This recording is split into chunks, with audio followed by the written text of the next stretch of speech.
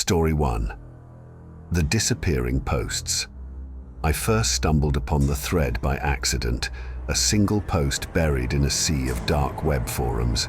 "Help me, my sister's missing, and I think I found her here." It wasn't the sort of message you could ignore. The phrasing was raw, desperate, and unlike the usual scams and cryptic nonsense that flooded these forums. I hesitated, my finger hovering over the link.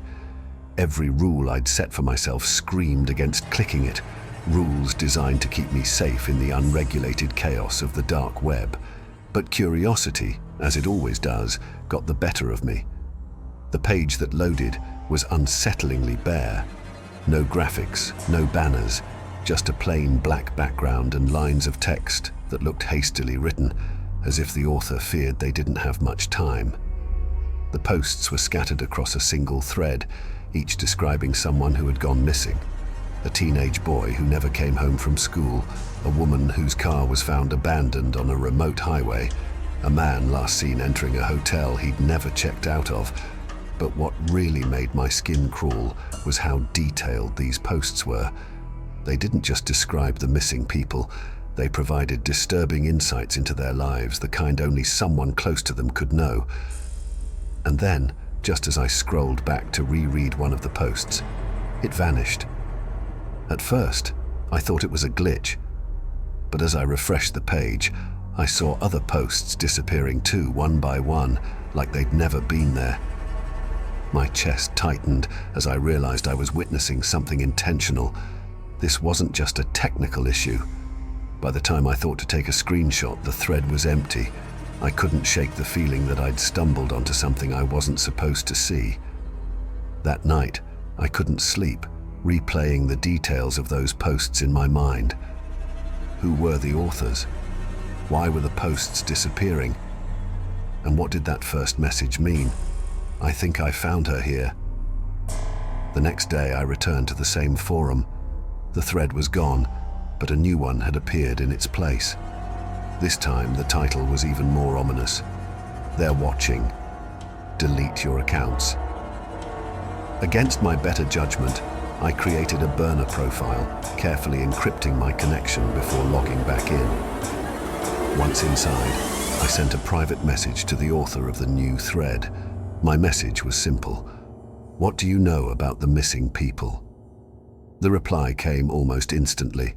"It's not safe here. Meet me on Forum X." Forum X was another dark web community I'd heard of in whispers, known for trafficking in the unexplainable. Reluctantly, I followed the link and registered. The site was a mess of broken links and dead threads, but buried deep in its labyrinth was a private forum titled "Lost and Found." The posts here were worse. They weren't just about the missing.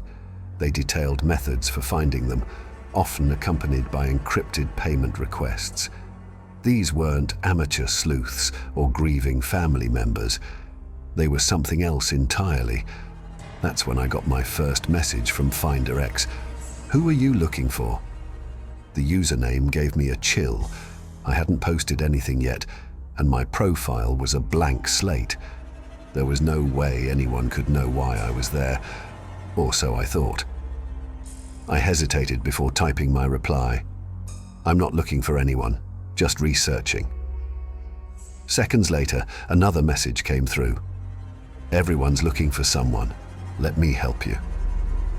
Finder X's profile was unlike anything I'd seen before. It had no posts, no friends, no activity. Just a single line in the bio. "I find the lost." I didn't trust them, but something about their confidence made me reply, "What do you mean?" "For the right price, I can find anyone," they wrote, "but you won't like what you find." Against my better judgment, I kept talking to them. Finder X claimed to have access to information beyond what any normal investigator could gather. Cryptic databases, surveillance footage, even private conversations. They said the missing people on the forums weren't just gone. They were taken. When I pressed for details, Finder X sent me a Bitcoin wallet address and a single instruction. "Deposit if you're serious." I don't know what possessed me to do it, but I sent them a small amount, just enough to see if they were legitimate. Moments later, they sent me a file. It was an image, a blurry, low-resolution photo of a woman sitting in a room. She was staring blankly at the floor, her face gaunt and her eyes hollow. The file name read sister.jpg. I froze. My blood turned to ice as I stared at the image. It wasn't anyone I recognized, but the implications were clear. Finder X thought I was looking for my sister. The only problem was, I didn't have one. "What is this?" I typed. Their response was immediate. "Your sister doesn't want to be found." The screen flickered, and then Finder X's account disappeared, leaving no trace. Every post on the forum followed, vanishing in real time. I logged out and shut my laptop, my hands trembling. I don't know how they knew about me or why they sent that image. But from that day on, I've been haunted by the same question. What if they weren't wrong? I've never returned to the forum, but sometimes in the quiet moments of the night, I wonder if someone out there is still watching. Worse, I wonder if I might be the one who's missing. Story 2. The binary portrait. It started with an encrypted email I couldn't trace. "If you're serious about finding them, meet me at this IP address." The email hit my inbox at 3:14 a.m., sent from a domain I'd never seen before. It had no subject line, no signature, and no explanation. But what caught my attention wasn't just the mysterious tone, it was the timing. I'd been scouring the dark web for weeks, diving deeper into forums about missing people, and this email arrived just hours after my most recent post. I knew I should delete it. But curiosity had always been my greatest weakness. Copying the IP into my browser, I hit enter and waited. My screen went black for several seconds, long enough for me to wonder if I'd made a mistake. Then, without warning, a video feed blinked to life. The image was grainy, the kind of resolution that felt deliberate, like someone wanted it to be just clear enough to see, but not enough to understand. The camera focused on a dimly lit room. At its center sat a figure, motionless, their face obscured by shadow. On the desk in front of them was a monitor displaying a slowly rendering image. I couldn't look away. The image on the monitor was made up of lines of binary code, appearing in bursts like the slow download of an old internet file. I leaned closer, trying to decipher the pattern, when the figure moved for the first time. They tilted their head slightly as if aware they were being watched. The screen on their monitor flickered, and with each line of code that rendered, the image became clearer. It was a face, young, pale, and unmistakably human. The face looked scared, their eyes wide and unblinking as if frozen in a moment of terror. My chest tightened. There was something disturbingly familiar about it, though I couldn't place why. Beneath the image, a timestamp appeared, along with a location. 03:45:22 Los Angeles. I wanted to disconnect right then. Every instinct screamed at me to shut my laptop and walk away, but my hands stayed frozen on the keyboard. The binary code shifted, starting a new sequence. Another face began to render pixel by pixel, line by line. This one was older, a man in his 40s, his expression eerily calm despite the dark smudges under his eyes. Another timestamp appeared. 4:12:50 New York. The realization hit me like a punch to the gut. These were missing people. I had seen this kind of data before, grainy surveillance footage, timestamps from the last known sighting of a missing person, coordinates marking where they were last tracked. But this was different. These weren't last sightings, they were current locations. As the third image began to render, the figure in the shadows finally spoke. Their voice was distorted, mechanical, as if run through layers of filters. "Choose one." My heart pounded. "What?" I typed into the chat box that had suddenly appeared at the bottom of the feed. No response. The figure remained motionless, their face still hidden. The only sound was the faint hum of the video feed, like white noise in an empty room. The chat box flickered. A single word appeared. Choose. The third image completed. A young girl, no older than 10, her hair matted and her face streaked with dirt. My stomach churned. Another timestamp, another set of coordinates. I froze, my mind racing. What was I supposed to do? Choosing one meant ignoring the others. But what if this was some kind of trap? What if the locations were fake, or worse, bait for someone far more dangerous? I can't, I typed back, my fingers trembling. The figure didn't respond. They simply tilted their head the other way, as if disappointed. The chat box flickered again. Time's up. The screen went black, and I was left staring at my own reflection in the monitor. I scrambled to trace the IP, desperate for any clue that could lead me back, but every tool I used came up empty. The connection was gone, wiped clean as if it had never existed. For hours I sat there, replaying the faces in my mind, their expressions, the coordinates, the timestamps. Were they still alive? Had I doomed them by failing to act? It wasn't until days later that the true horror set in. I was walking through my neighborhood when I saw it. A missing persons flyer taped to a telephone pole. The girl from the third image stared back at me, her face unchanged from the one I'd seen in binary code. I stopped in my tracks, my blood running cold. Beneath her photo was a plea from her family.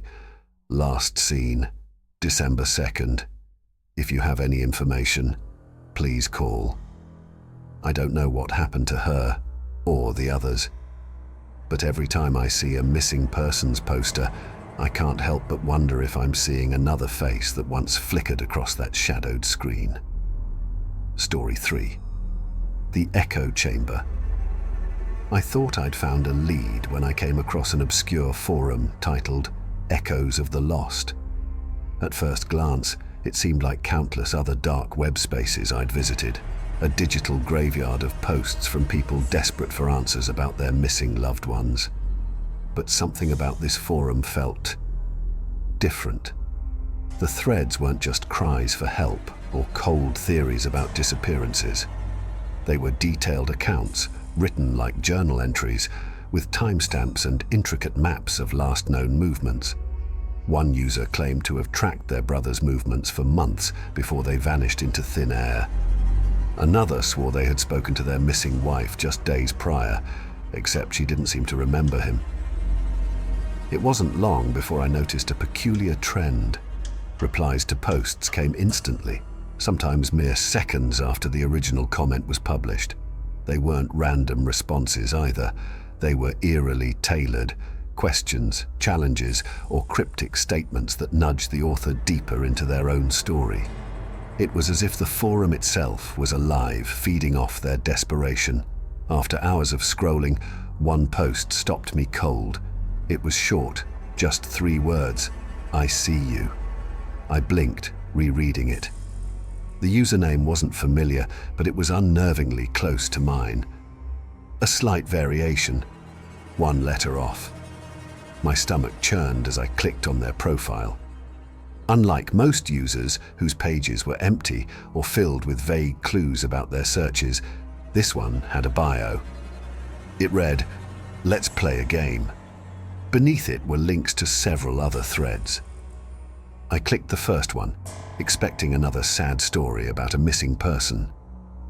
Instead, I found something worse. The post described me. It wasn't explicit. There were no names or photos, but the details were unmistakable. The description of a searcher, their methods, their habits. It was me. I should have logged off right then, but I didn't. I couldn't. My fingers trembled as I typed a reply. "Who are you?" The response came immediately. "Someone who knows." I stared at the screen, my heart pounding. Another message appeared. "Find me and I'll tell you everything about the ones you're looking for." I hesitated before replying. Where do I start? They sent a link. Clicking it redirected me to a page filled with distorted images and nonsensical strings of text. Embedded in the chaos was a single line of readable text. The coordinates pointed to Boston, a place I'd never been and had no connection to. It felt like a trap, but my curiosity was stronger than my fear. I copied the coordinates and began searching for clues.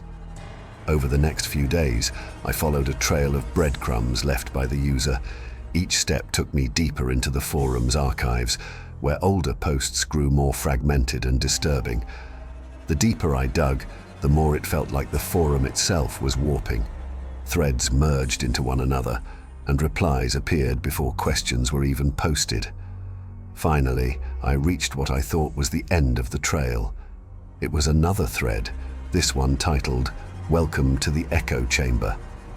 The post was blank, except for an IP address and a single sentence. "Come find me." I copied the IP into my browser, and the connection brought me to a blank page. For several minutes, nothing happened. Then, slowly, lines of text began to appear. They were chat messages, dozens of them, all from users I didn't recognize. But one stood out. "You're here." The username matched the one that had been taunting me all along.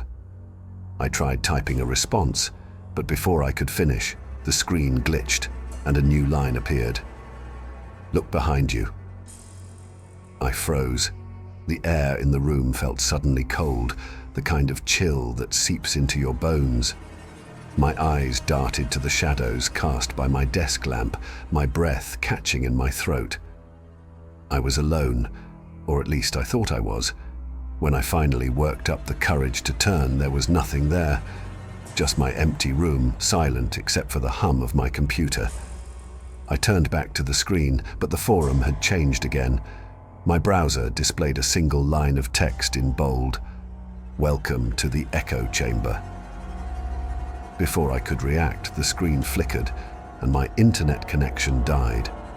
My home router reset itself and all my devices disconnected. By the time I regained access, the forum was gone. My account, my messages, the threads I'd followed, it had all vanished. The next day, I noticed the bookmark I'd saved for the forum was missing from my browser. No trace of it remained in my history. It was as if it had never existed. I tried to convince myself it was over, that whatever game I'd been dragged into had ended. But late that night, as I sat in bed with my laptop shut and my room completely dark, I heard something. Typing. The sound was faint, but unmistakable. Slow, deliberate keystrokes coming from my desk. I stayed frozen under the covers, too afraid to move. When I finally mustered the courage to check, my laptop was open. The screen was on, displaying a single message in a new browser window I hadn't opened. "We're not done yet." I shut my laptop and haven't touched it since. But every so often, I hear faint typing in the middle of the night, and I can't help but wonder if it's still waiting for me to come back. Story 4. The Collector's Archive. The dark web holds many secrets, but none as unsettling as the Collector, a name whispered across forums, always tied to the missing. I'd heard the rumors long before I stumbled onto their trail. The Collector wasn't just a hacker or a voyeur, they were something else entirely. The whispers claimed they maintained a vast digital archive, a collection of trophies, and each trophy was connected to someone who had disappeared without a trace. I should have left it alone. I should have been content with the rumors. But the stories had hooked me, and curiosity, as it always does, pulled me deeper. It started on a forum I'd frequented during my search for the missing. Someone had posted a link, just a random string of characters with no context. Most people ignored it, but one comment caught my attention. "For those brave enough to look, welcome to the Collector's Archive." My heart pounded as I clicked the link. A dark web address loaded slowly, its encryption crawling like molasses. When the page finally opened, it was nothing like I'd expected. The interface was simple, a black background with rows of folders, each labeled with a string of characters. At first they seemed random, jumbled letters and numbers, but as I studied them, a horrifying pattern emerged. Each folder was marked with two things, initials and a date. The dates stretched back decades. I clicked on one of the older folders, a file labeled EJ July 14th, 1996. Inside was a series of images, photographs of a young man in his 20s. The first few were ordinary, like they'd been pulled from social media. But as I scrolled, the photos became darker, more intimate. There were shots of him sleeping, walking alone at night, and sitting at a coffee shop unaware of the camera. The final image was different. It was grainy, taken in low light, showing the man bound to a chair in a dimly lit room. His face was turned toward the camera, his eyes wide with terror. I slammed my laptop shut, bile rising in my throat. But the image was seared into my mind. When I opened the laptop again, the archive was still there, waiting for me. Against every instinct, I clicked on another folder, then another. Each one followed the same pattern, snapshots of someone's life, growing darker and more invasive until they ended with that same chair, that same look of fear. But it wasn't just the images that chilled me. Some folders contained detailed logs, conversations, medical records, even childhood drawings scanned into PDFs. The collector had been watching these people for years, documenting every aspect of their lives. And then I saw it. One of the folders bore my initials. The label read, "Your initials, today's date." My stomach turned as I stared at it, paralyzed by the implications. Slowly, I moved the cursor over the folder and clicked. It was empty. At first, relief washed over me, but then I noticed something odd. The folder had a series of timestamps. Each one marked a recent moment in time. The most recent timestamp read 6:42 p.m., just 1 minute ago. I checked the clock. It was 6:43. A chill ran down my spine as the realization hit me. The folder was being updated in real time. Before I could process what was happening, my webcam light flickered on. I froze, my breath catching in my throat. The live feed window opened, showing my own terrified face staring back at me. I scrambled to disable the camera, but nothing worked. Every attempt to shut it down was met with an error message. My reflection in the feed stared back at me, wide-eyed and desperate, while the folder in the archive remained empty, as if waiting for its first upload. That's when the screen went black. A single message appeared in bold white text. "You're next." I slammed the laptop shut and yanked the power cord from the wall. My hands trembled as I threw it into a drawer, vowing never to touch it again. But the nightmare didn't end there. Lingering dread. Over the next few weeks, strange things began to happen. I'd find new folders on my hard drive, each labeled with names and dates I didn't recognize. They were always empty, but their presence was a constant reminder that the collector was still watching. Even now, every time I hear the faint hum of my computer's fan, I wonder if the archive is still growing, and if one day my folder will no longer be empty. Story 5. The Last Broadcast. The dark web isn't just a place for secrets, it's a stage, and some of its performances are too horrifying to forget. I was looking into the disappearance of a college student named Amy. She'd been missing for weeks, her friends and family desperately searching for answers. Like so many others, her case seemed to vanish into thin air, leaving nothing but vague rumors of sightings and dead-end leads. Then one night, as I combed through yet another dark web forum, I found something unusual, a cryptic thread titled Final Acts. The thread was locked, requiring a password to view, but the title stuck with me. It felt connected somehow, a gut feeling I couldn't ignore. The next day, I received an anonymous email. Password, OMEGA, you're welcome. No signature, no explanation, just those 3 words. I hesitated for hours before using it. It could have been a trap, a phishing scam, or worse. But curiosity gnawed at me, and Amy's face, plastered on every missing persons poster I'd seen, haunted me. When I finally entered the password, the page reloaded to reveal a countdown. A live broadcast was scheduled to begin in less than 5 minutes. When the timer hit 0, the screen filled with a grainy feed. It was a dimly lit room, industrial-looking, with exposed pipes and concrete walls. At the center of the frame was a chair, bolted to the floor. A man sat in the chair, his wrists and ankles bound with zip ties, his head lolled forward as if he were unconscious. But when he stirred and looked up, I saw the terror in his eyes. He was alive, fully aware of whatever was about to happen. A timer appeared in the corner of the screen, counting down from 10 minutes. That's when I noticed the chat box. The chat was alive with activity, usernames scrolling by so fast I could barely read them.